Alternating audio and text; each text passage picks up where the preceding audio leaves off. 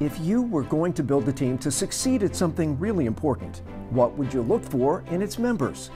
It doesn't matter if we're talking about business, nonprofit work, a vital social issue, or even church. Chances are you'd search for the same things. Things like talent, experience, and proven results. It just makes sense. And yet, when you look at the who's who of the Bible, God doesn't use any of that when He chooses who to work through and in. More often than not, He chooses the broken, the weak, the deeply flawed, and the ordinary. And that's where we come in. But before we get to us, let's start with some biblical examples, beginning with Moses.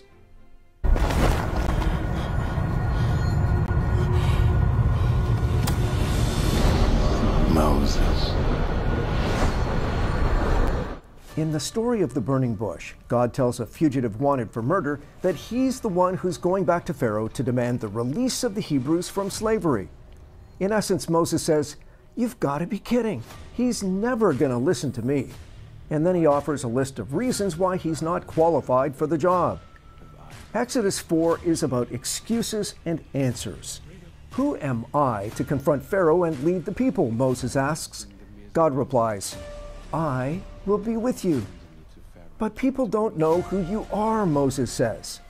God responds, "Just tell them the God of their ancestors has sent you." Then Moses protests, "What if they say I'm just making it all up?"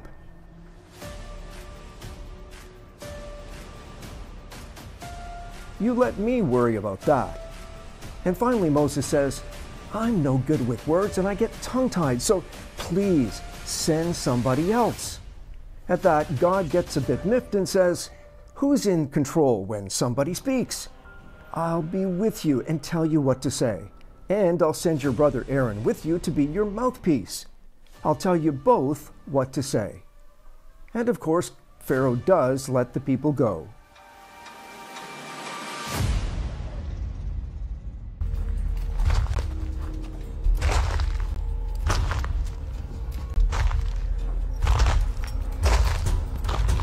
Will one of you fight me? Centuries later, the Hebrews are in their own land, but terrorized by a Philistine giant. God sends a kid to take care of the problem. 1 Samuel 17 says, "When Goliath saw David, he disdained him and said, 'Am I a dog that you come at me with sticks?' And then he cursed David by his gods."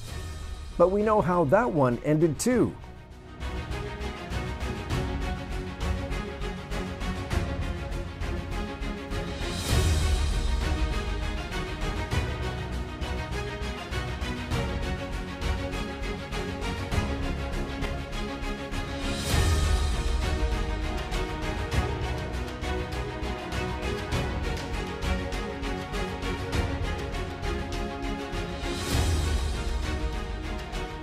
That encounter teaches David a lot about God. But the man who goes on to be king later forgets his total reliance on the Lord later in life.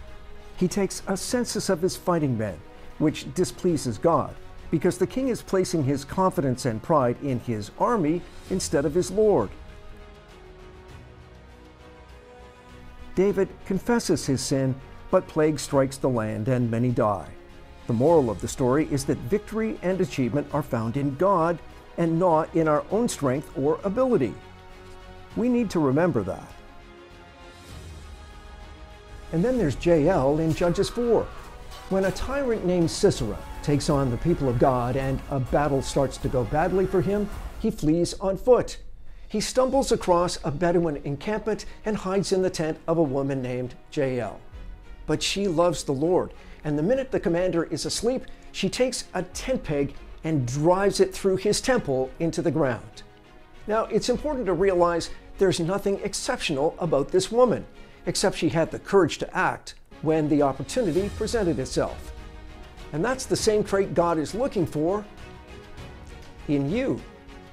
Just 2 chapters over from the story of Jael, Israel is under siege again, this time by the Midianites, who set fire to their crops and plunder the land at will. The cries of the people reach God, who sends them a man named Gideon. In Judges 6 we read, Gideon was threshing wheat at the bottom of a winepress to hide the grain from the Midianites. The angel of the Lord appeared to him and said, "Mighty hero, the Lord is with you." But Gideon replied, "If the Lord is with us, why has all this happened to us? And where are all the miracles our ancestors told us about? The Lord has abandoned us." Then the Lord said, "Go with the strength you have and rescue Israel from the Midianites. I'm sending you." At which point Gideon pulls a Moses. "How can I rescue Israel?" he replies. "My clan is the weakest in our whole tribe, and I am the least in my entire family." But the Lord said, "I will be with you, and you'll destroy the Midianites as if you were fighting against just one man." Notice the pattern. God calls, then come the excuses, followed by the same answer every time. I will be with you. And God is with Gideon. In chapter 7, the former skeptic finds himself leading an army against the Midianites who outnumber them 4-1. Even so, God said to Gideon, "You have too many men. If I let you fight, they'll boast that they saved themselves by their own strength. So tell anyone who's afraid they can go home." So 22,000 left, leaving only 10,000. But the Lord said, "That's still too many." At which point Gideon must be beside himself.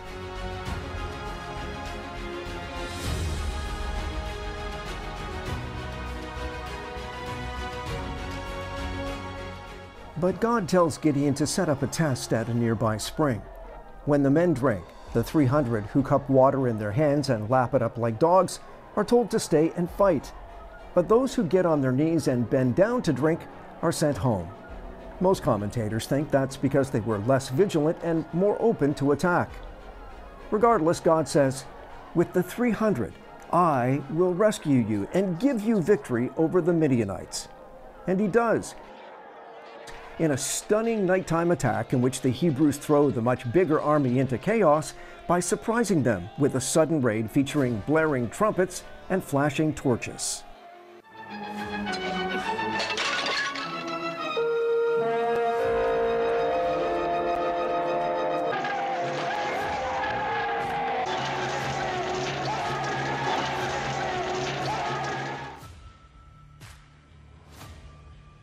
When Gideon first stands before God, the Lord doesn't see him as he is, but as he will be with divine help.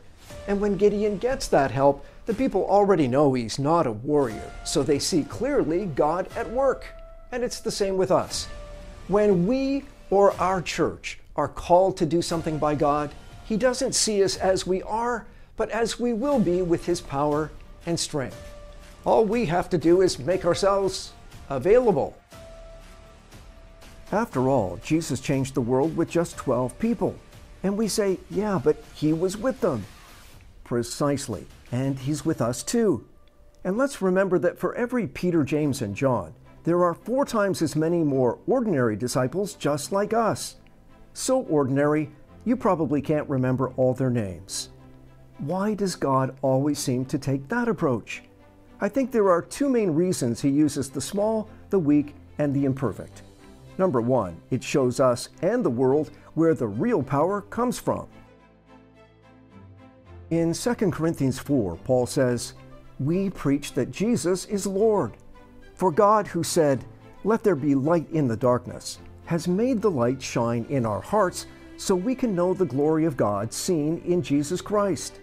But we ourselves are like fragile clay jars holding this great treasure."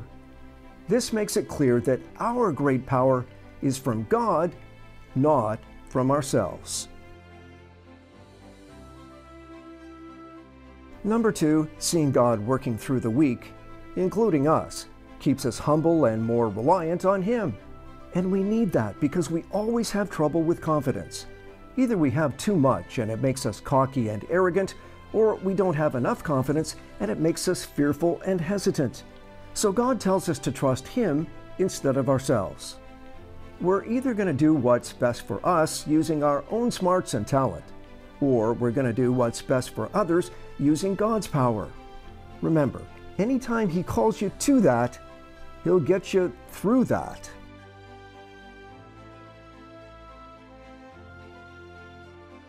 In 1 Corinthians 1:27, Paul says, God has chosen the foolish things of the world to baffle the wise, and the weak things of the world to confound the powerful.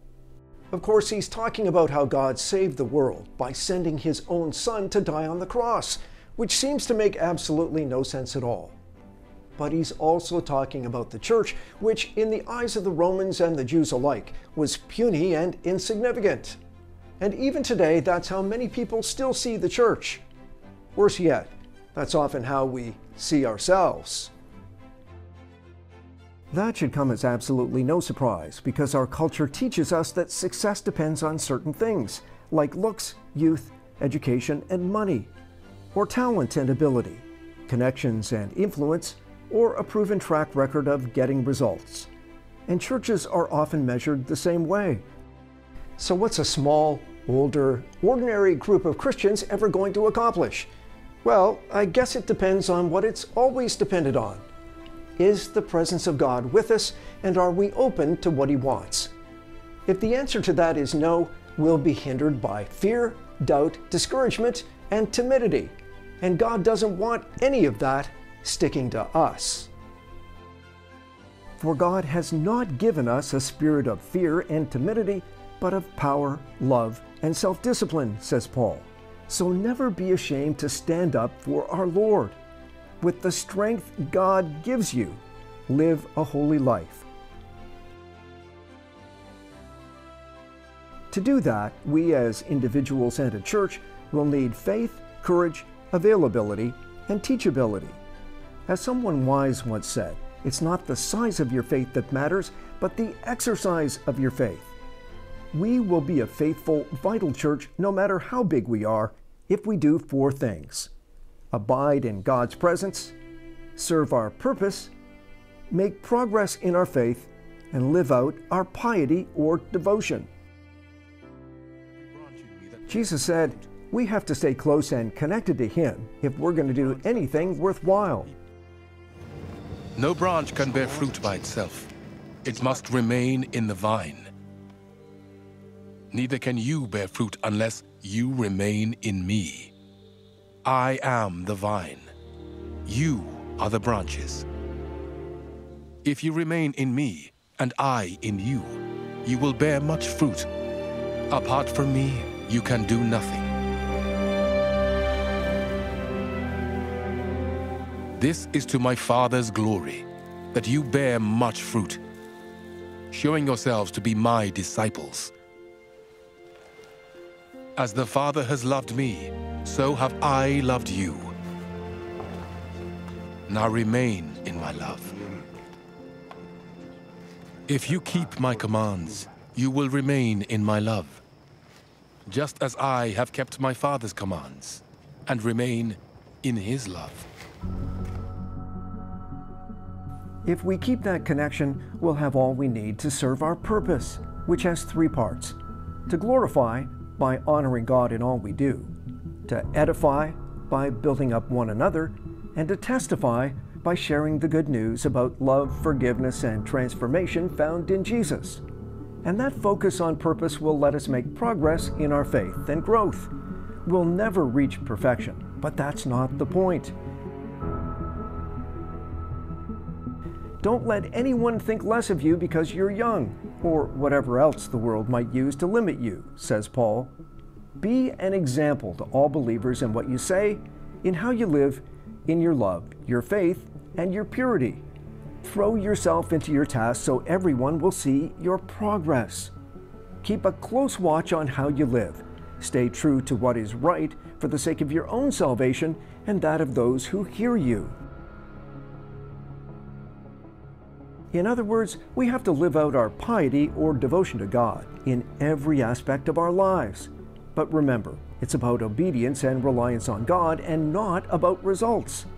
Our job is to plant seeds, then water and weed. What happens after that is up to God. But reliance on God does not mean we can sit back and wait for Him to do everything. He will show us what He wants as individuals and as a church.